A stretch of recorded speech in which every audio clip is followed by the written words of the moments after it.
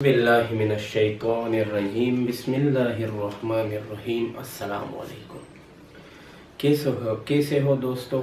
उम्मीद करता हूँ कि आप लोग ठीक होंगे। मैं हूँ मोहम्मद जलाल खान और आप देख रहे हैं मेरा यूट्यूब चैनल खान बियोलॉजी। आज का हमारा टॉपिक ऑफ डिस्कशन है ओलिगोसेकेराइड। ओलिगोसेकेराइड क्या है? तो सबसे पहले जो हमने लफ्ज़ लिखा है ओलिगो का मतलब है फ्यू, चंद, गिने चुने। सेकेराइड का मतलब है सेकेराइड मीन्स शुगर।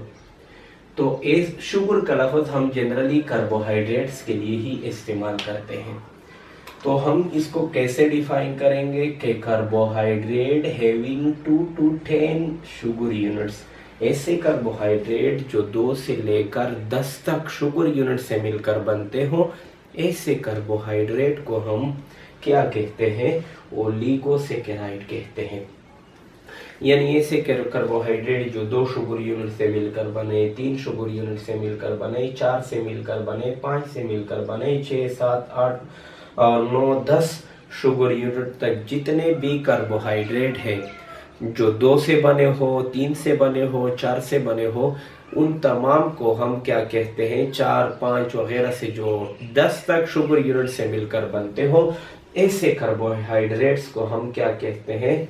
इसको हम ओलिगोसेकेराइड कहते हैं।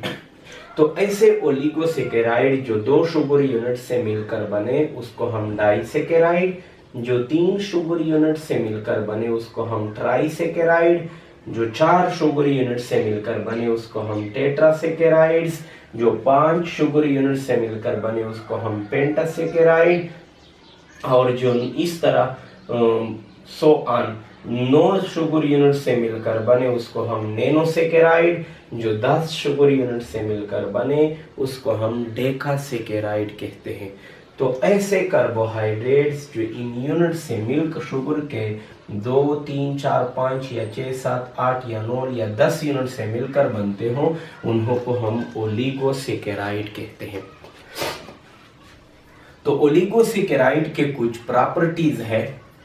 पहली प्रॉपर्टी है less sweet than monosaccharide. Monosaccharide के बारे में हमने बताया था कि ये स्वीट होते हैं, लेकिन ओलिगोसेकेराइड जो है वो लेस स्वीट होते हैं मोनोसेकेराइड के मुकाबले में। Less soluble in water than monosaccharide. Monosaccharide पानी में ज्यादा हल होते हैं, जबकि ओलिगोसेकेराइड की जो सॉल्युबिलिटी रेट है वो कम है। More molecular weight than monosaccharide. Monosaccharide 1 sugar unit था, ओलिगोसेकेराइड चंद शुगर यूनिट है। तो जाहिर सी बात है कि ओलिगोसेकेराइड जो है उसका मॉलिक्यूलर वेट ज्यादा होगा मोनोसेकेराइड के मुकाबले में।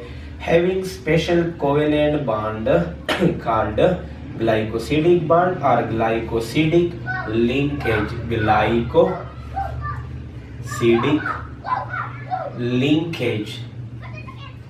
ग्लाइकोसिडिक लिंकेज भी इसको हम कहते हैं। इसका मतलब यह है कि हमने यहाँ पर बताया कि ओलिगोसेकेराइड ज्यादा शुगर यूनिट से मिलकर बनते हैं।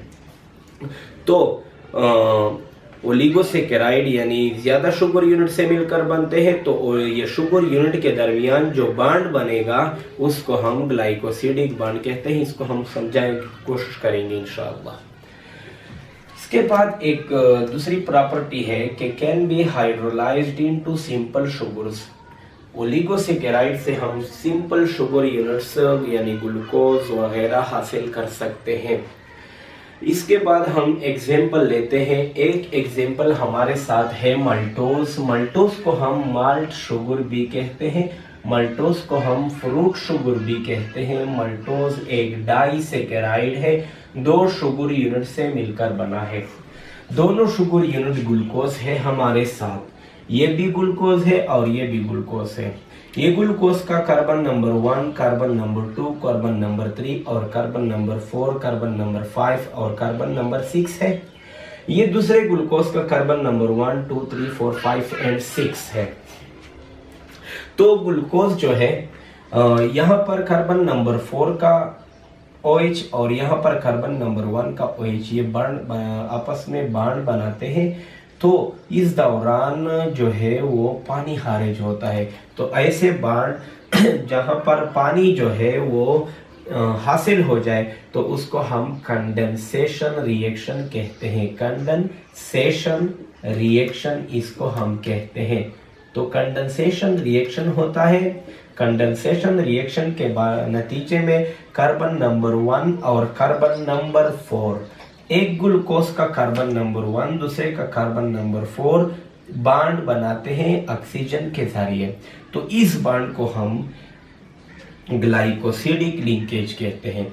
इस बांड को हम अल्फा 1,4 ग्लाइकोसिडिक लिंकेज भी कहते हैं। क्योंकि अल्फा इसलिए कहते हैं क्योंकि इसकी जो रोटेशन है इस बांड की ये नीचे की तरफ है। अगर ये बांड इस तरह हो तो इसके लिए हम बीटा का लफ्ज इस्तेमाल करेंगे, लेकिन यहाँ पर जो रोटेशन है बांड की ये नीचे है, इसलिए हम अल्फा का लफ्ज हम इस्तेमाल करते हैं।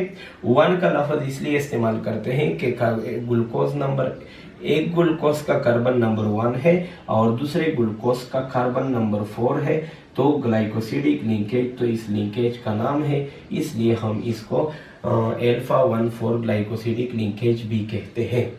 इसके बाद एक दूसरा एग्जांपल है हमारे साथ लैक्टोज। लैक्टोज भी एक डाइसेकेराइड है, 2 शुगर यूनिट से मिलकर बना है। एक शुगर यूनिट है ग्लूकोज और दूसरा है गैलेक्टोज।